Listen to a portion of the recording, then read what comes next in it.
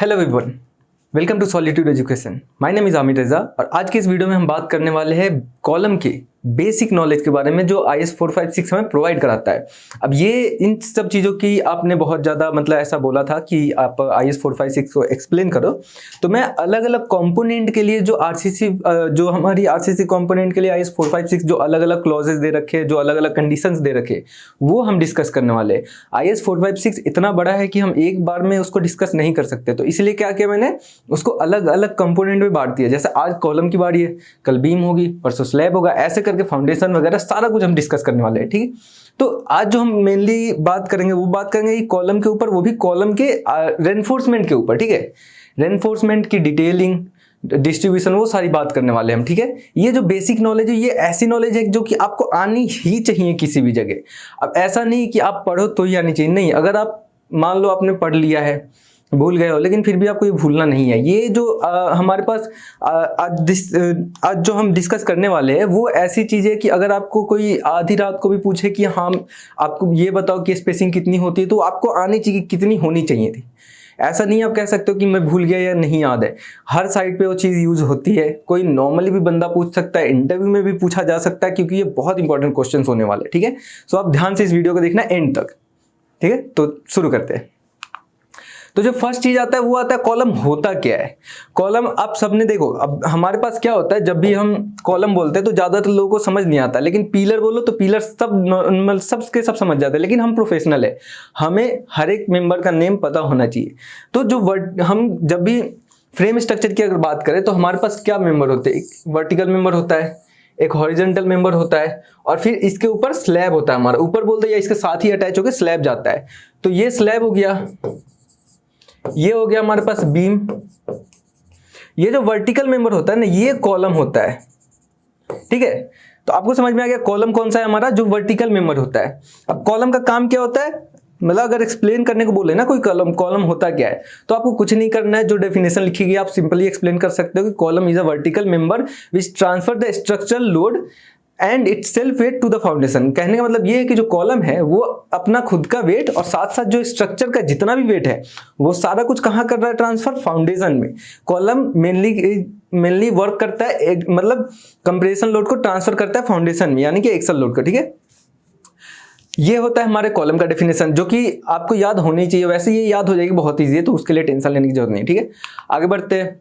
अब आता है कंस्ट्रक्शन ऑफ कॉलम। इसमें देखो बहुत सारी चीजें हैं, तो हम आज, मैंने आपको क्लियरली पहले ही बोला था कि हमारा जो पूरा का पूरा फोकस होगा वो होगा हमारे रेनफोर्समेंट पे कॉलम का। ठीक है, तो रेनफोर्समेंट पे जब फोकस होगा तो सबसे पहले बात आती है कि क्या, कि अगर हमारे पास रेक्टेंगुलर कॉलम है तो कितनी बार आनी चाहिए मिनिमम, सर्कुलर है तो कितनी। तो जैसे यहाँ लिखा गया है कि जब रेक्टेंगुलर बार होगा हमारे पास, सपोज यहाँ पे हमारे पास रेक्टेंगुलर बार है, तो रेक्टेंगुलर बार है तो हमारे पास 4 कॉर्नर्स है, तो मिनिमम 4 हमारे पास बार्स होने ही चाहिए। ठीक है, ये IS 456 बोलता है ऑलरेडी कि आपके पास 4 बार्स होने चाहिए। ठीक, अगर सर्कुलर कॉलम है तो IS 456 कहता है कि अगर आपके पास सर्कुलर कॉलम है तो आपको मिनिमम 6 बार्स देने हैं। आपको रेक्टेंगुलर कॉलम में मिनिमम 4 बार और सर्कुलर कॉलम में मिनिमम 6 बार प्रोवाइड करने ही करने हैं। ठीक है, ये कहता है हमारा IS 456। उसके बाद कहता है IS 456 की रेनफोर्समेंट तो ठीक है 4 और 6 देंगे, लेकिन अमाउंट कितना होगा। तो अगर आप क्लॉज पढ़ोगे 25.3.1 या 2 में ऐसा कुछ दिया गया है कि जो मतलब मैक्सिमम अमाउंट होता है हमारा RCC में, जो हमारा मैक्सिमम अमाउंट होता है कॉलम में हमारे स्टील का, वो होता है हमारे पास कितना, 8%। वो भी क्या, जो क्रॉस सेक्शनल एरिया है उसका। मतलब अगर ये कॉलम है ना, सपोज ये कॉलम है, ये 100 है, ये 200 है, तो इसका एरिया कितना आ जाएगा, क्रॉस सेक्शनल एरिया का मतलब होता है ये वाली एरिया। तो क्रॉस सेक्शनल एरिया कितना आ जाएगा, 100 मल्टीप्लाई बाई 200 mm, कितना हो गया, ठीक है, यानी कि 20,000 mm स्क्वायर हो गया। तो 20,000 mm स्क्वायर का मतलब हो गया जो मैक्सिमम हमारे पास अमाउंट आएगा ना ये कॉलम का, ये 20 मतलब इसका 8% होगा। तो आप 8 से मल्टीप्लाई करके 100 से डिवाइड कर लो, हो जाएगा, आपको पता लग जाएगा कितने % आ रहे हैं। ठीक है, अगर मैं यहां करूं 100 1600 mm² हमारे पास टोटल क्या आ जाएगा एरिया स्टील का, ऐसे निकालते हैं, ठीक है। अगर वही मैं मिनिमम की बात करूं तो मिनिमम हमारे पास कितना कहता है कोड हमें कहता है कि जो मिनिमम अमाउंट ऑफ स्टील होगी IS 456 के अकॉर्डिंग वो होगी 0.8% किसका, क्रॉस सेक्शनल एरिया का। तो अगर 0.8% है तो मतलब उससे भी कम हो गया, यानी कि जो हमारे 20,000 आया था वो मल्टीप्लाई बाय 0.8 डिवाइडेड बाई 100, ये तो 200 mm से भी कम हो गया, तो मतलब 0.8% हो गया, ठीक है। ये चीज होती है। अब देखो इसमें भी एक ट्विस्ट है। ट्विस्ट क्या है कि जब आप कोड पढ़ोगे ना तो वहां पे एक नोट दे रखा है, उसी में मतलब ये दो चीजें लिखी रखी है, ये तीनों चीजें, उसके नीचे ये नोट दे रखा है जो मैंने स्क्रीनशॉट डाल दिया डायरेक्टली यहाँ पे कि द यूज ऑफ 6%। अब देखो होता क्या है, ये नोट ये कहता है कि जब भी हम 8% रेनफोर्समेंट प्रोवाइड कराते हैं, ठीक है, जब हम 8% रेनफोर्समेंट प्रोवाइड कराते हैं तो क्या होगा हमारे पास, अगर हमने ये कॉलम बनाया, ठीक है, ये हमारा कॉलम था, हमने यहां से बार लेके ये जाना है ऊपर तक, 4 बार से हमारे पास, ठीक है, हमारा कॉलम ये यहाँ एंड होता है। अब हमें ऊपर वाला कॉलम बनाना है तो हम यहाँ पे क्या करेंगे, 50 टाइम्स डी लेके या 30 टाइम्स डी लेके इसको ओवरलैप करेंगे हम, ठीक है, सारे बार्स को ओवरलैप करेंगे। ओवरलैप करने से क्या होगा, हमने ऑलरेडी 8% कैलकुलेट कर रखा था, अगर ओवरलैप करेंगे तो 8% एक्सीड कर जाएगा, यानी कि 8% से ज्यादा चला जाएगा, क्योंकि ओवरलैप को हम काउंट नहीं करते जब हम कॉलम की वो बात कर रहे हैं, मतलब मैक्सिमम अमाउंट ऑफ स्टील की। अब यहाँ पे 8% या 6%, यहाँ पे 6% आएगा, सॉरी, ठीक है, तो ये आप थोड़ा सा करेक्शन कर लेना वहां पे। तो होता क्या है कि अगर हम यहाँ पे आप देख रहे हो, अगर यहाँ पे हम लैपिंग करते हैं, ओवरलैप करते हैं, जो हम 30 टाइम्स डी लेते हैं कॉलम के लिए नॉर्मली, अगर ओवरलैप करेंगे तो हम क्या होगा, हमारे पास जो 6% था वो एक्सीड कर जाएगा। हमें एक्सीड नहीं कराना है क्योंकि हमारी मैक्सिमम लिमिट ही 6% है। तो हमें क्या करना है, तो होता क्या है कि हम जब यूज करते हैं ना रेनफोर्समेंट, तो हम 6% कभी यूज ही नहीं करते, हम हमेशा कितना यूज करते हैं, 4%, कि हम सब कुछ करें ना तब भी हमारा जो रेनफोर्समेंट है वो 4% से एक्सीड ना करे। अब 4% से एक्सीड नहीं करने से क्या बेनिफिट्स है, अब ये देख लो आप। पहली चीज तो ये कि जो रेनफोर्समेंट है, अगर हम 6% या फिर 8% लेंगे ना तो हमारे पास सबसे बड़ी दिक्कत क्या होगी, ये बहुत ज्यादा रेनफोर्समेंट हो जाएगा आरसीसी में। तो बहुत ज्यादा रेनफोर्समेंट होने से दिक्कत होती है। हाँ, आपका मेंबर चलेगा, नो डाउट, बहुत अच्छी बात है, लेकिन वो एक तो इकोनॉमिकल नहीं होगा, दूसरी बात रेनफोर्समेंट बहुत ज्यादा कंजेस्टेड हो जाता है। तो इन सब चीजों को ध्यान रखते हुए हम नहीं एक्सीड करते और काम हमारा अराउंड 1%, 1.5%, 2% में हो जाता है स्टील का, जितनी रिक्वायरमेंट होती है। अगर नॉर्मल कंस्ट्रक्शन कर रहे हैं, बहुत ज्यादा हेवी वर्क नहीं है, तो हमारा 2% के अंदर अंदर स्टील का काम चल जाता है, आरसीसी कॉलम में हो या बीम हो। तो जब 1 से 2% में चल जा रहा है तो मैं 4% या 8% क्यों दूंगा, waste of time, waste of money, सब कुछ वेस्ट होगा, हमारा रिसोर्स वेस्ट होगा, हमारे पैसे वेस्ट होंगे, हमारा काम बढ़ जाएगा, लेबर वेस्ट होंगे सारे। तो इन सब चीजों को ध्यान में रखते हुए हम क्या करते हैं, मैक्सिमम 4% यूज करते हैं, मैक्सिमम, ठीक है, ये बात आप ध्यान रखना, ये कोड में दे रखा है यहाँ पे 4% ऑलरेडी। उसके बाद आता है कि जो लैपिंग लेंथ होती है, अब यहाँ देखो जैसा मैं बता रहा था, जो लैपिंग लेंथ होती है वो 30 टाइम्स डी टेंशन में होता है, 24 टाइम्स डी कंप्रेशन में होता है। लेकिन यहाँ पे भी एक नोट है, यहाँ पे नोट क्या है कि जो जनरली हम यूज करते हैं साइट्स पे, वो क्या करते हैं, 45 टाइम्स डी ले लेते हैं हम कॉलम के लिए, बीम के लिए और स्लैब के लिए, सॉरी कॉलम के लिए 45 टाइम्स डी और 60 टाइम्स डी ले लेते हैं हम बीम और स्लैब के लिए, ठीक है। तो ये बात आप ध्यान रखना कि जब भी आप साइट पे वर्क कर रहे हो तो आपको ये चीजें याद रखनी है कि हाँ, आपको जनरल कितना यूज करना है, 45 टाइम्स डी लेना है कॉलम के लिए। साइट पे क्यों ऐसे लेते हैं, क्योंकि वहां पे बहुत ज्यादा एरर्स आने के चांसेस रहते हैं, तो हम ऑलरेडी थोड़ा बहुत इंक्रीज करके लेते हैं कि अगर थोड़ा ऊपर नीचे होता भी है तो वो मैनेज हो जाए, कोई प्रॉब्लम ना क्रिएट हो वहां पे, ठीक है। अब ये तो हो गई ओवरलैप की। अब जो आगे आती है बात, वो आती है कि मिनिमम कितना देना है डायमीटर। अब देखो हमारे पास 6 mm का बार है, 8 mm का है, 10, 12, 32, मतलब जितना चाहिए उतने mm का बार है, ऐसा तो नहीं कि हम कुछ भी डाल देंगे। अब देखो मैक्सिमम का तो लिमिट बहुत कम दे रखा है, क्योंकि अगर हम ब्रिज देखेंगे, ब्रिज का कंस्ट्रक्शन, वहां पे 32 mm तक के बार यूज होते हैं। तो अगर मिनिमम की बात करें तो मिनिमम कितना होता है, तो कॉलम में मिनिमम 12 mm का बार आपको देना ही है। कॉलम मतलब कंप्रेशन मेंबर है, जो लोड बहुत ज्यादा होता है, उस पर बहुत ज्यादा लोड ट्रांसफर करना होता है उसको, तो उसके लिए क्या करना है, हमें मिनिमम 12 mm का बार कॉलम में प्रोवाइड करना है। IS 456 ये बोल चुका है, तो आपको ये 12 से कम नहीं करना है, ठीक है। अब देखो, अब नीचे क्या दे रखा है कि जो लॉन्गिट्यूडनल बार है, ये वाली पॉइंट का कहने का मतलब ये है कि अगर मैंने ऐसा एक, यहाँ पे तो सॉरी स्पेस नहीं है, मैंने एक ऐसा कॉलम बनाया, ठीक है, यहाँ पे हमारे पास एक बार है, यहाँ पे बार है, यहाँ पे बार है, यहाँ पे बार है।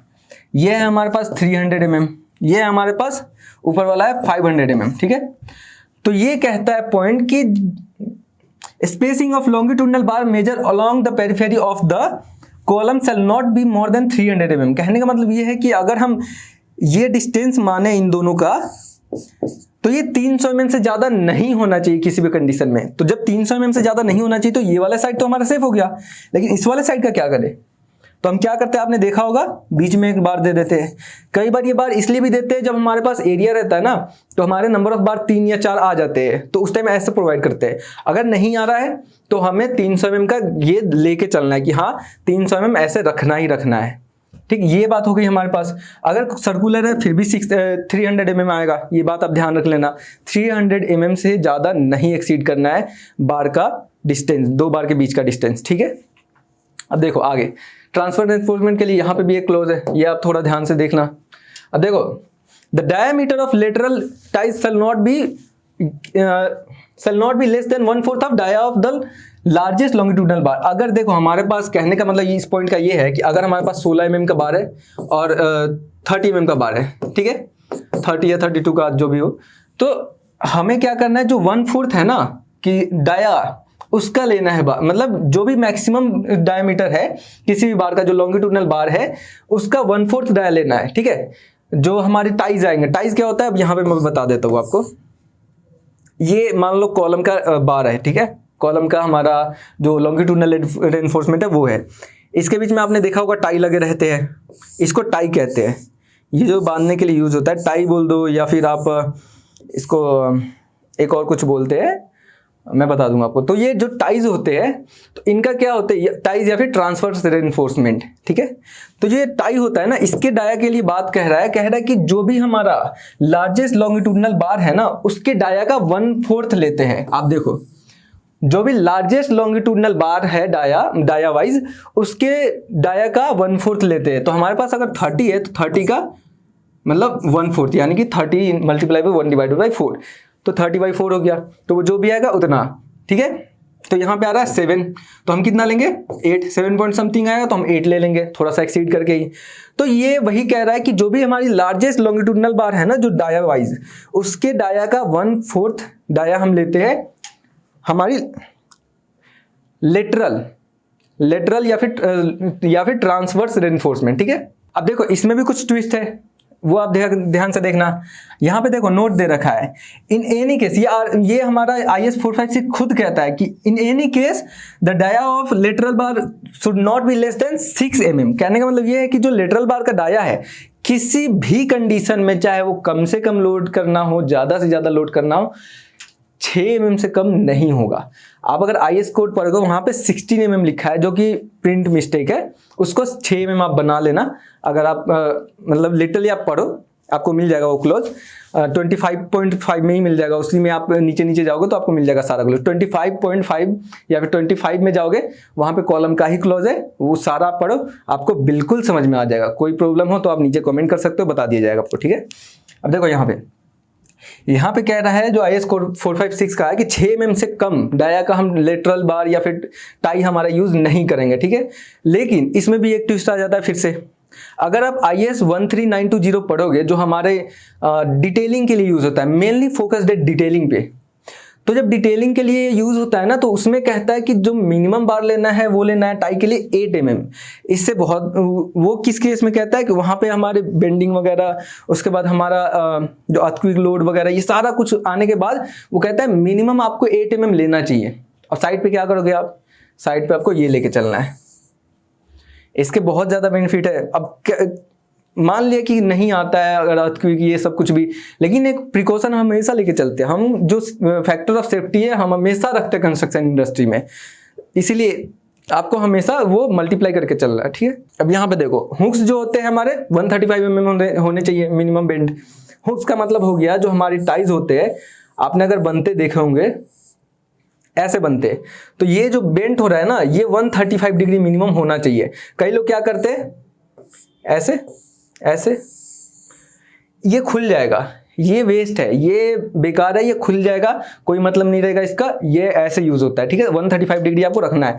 ये इंटरव्यू में भी पूछे जाते हैं, ये आप ध्यान रखना, ये इंटरव्यू में पूछ लिए जाते हैं कई बार कि जो हम हुक्स प्रोवाइड कराते हैं हमारी, या बेंट प्रोवाइड करते हैं हम अपने टाई में, वो कितने डिग्री होना चाहिए। या फिर आपको 4 दे देगा ऐसा, मतलब 4 आपको दे देंगे इमेज, कहेंगे इनमें से कौन सा सही है, तो आपको वो चुनना होगा, ठीक है। अब देखो इतनी बात हो गई। अब बात करते हैं पिच की, अपने pitch and dia of lateral bar. यहाँ पे देखो आप वापस जो हमने ऊपर डिस्कस किया, उसके बाद एक और चीज आती है यहाँ पे। देखो यहाँ पे आप ध्यान से देखे होंगे तो यहाँ पे 3 है। पिच डिस्टेंस क्या होता है, पहली बात तो ये मैं बता देता हूँ, पिच डिस्टेंस होता क्या है। जैसा मैंने कॉलम बनाया था, ये टाइज हो गए, ये बात कर पिच होता है यहां से यहां तक, सेंटर टू सेंटर, इस बार के दोनों के, इन दोनों बार के सेंटर टू सेंटर डिस्टेंस को पिच कहते हैं। यानी कि टाइज के या ट्रांसफर्स रेनफोर्समेंट के या लेटरल हमारे रेनफोर्समेंट के जो बीच की डिस्टेंस होती है, गैप होती है, स्पेसिंग होती है, उसको कहते हैं हम पिच डिस्टेंस। अब देखो यहां पे दे रखा है पिच डिस्टेंस के 3 यहां पे इसने दे रखे हैं रूल्स, ठीक है। पहली चीज, pitch the least lateral dimension of the compression member, यानी कि अगर हमारे पास कंप्रेशन मेंबर है 300/200 का, तो हमारे पास जो मिनिमम अमाउंट होगा ना, जो मिनिमम वो डाया मतलब मिनिमम जो हमारे पास ये होगा मेजरमेंट होगा, वो लेंगे, चाहे वो जिस भी डायरेक्शन में हो। अगर 200 मेरा मिनिमम है तो पिच डिस्टेंस 200 रहेगा, 300 मिनिमम होगा, यहाँ पे 500 होगा तो 300 होगा, ऐसा। सेकेंड चीज क्या कहता है, 16 times the smallest diameter of the longitudinal reinforcement to be tied. जिस भी बार को टाई करना है ना, मान लो 4 बार है, 4 में 2 32 के है, 2 16 के है, तो ये क्या कह रहा है 16 टाइम उस बार के जो मिनिमम डायमीटर लॉन्गिट्यूडनल में, ठीक है। अगर 4 बार है ना, 2 16 के है और 2 32 के है, तो हमें 16 वाले को 16 टाइम मल्टीप्लाई करना है, फिर जो आएगा वो लेना है, ठीक है। हमारे पास कितने हो गए, कंडीशन 2, एक ये वाला, एक ये वाला, एक और कंडीशन है वो है 300 mm, ठीक है। अब इन दोनों को कंपेयर करो, इन दोनों के साथ 300 को कंपेयर करो, तीनों में जो सबसे कम आएगा, जो भी, वो हम लेंगे डायमीटर, ठीक है, मतलब वो हम पिच डिस्टेंस लेंगे। ये यही कह रहा है, the pitch of transverse reinforcement shall not be more than the least of the following distances। कहने का मतलब ये कि इन तीनों डिस्टेंस में से जो भी कम आएगा, सबसे कम, उसको फॉलो करेंगे, ठीक है।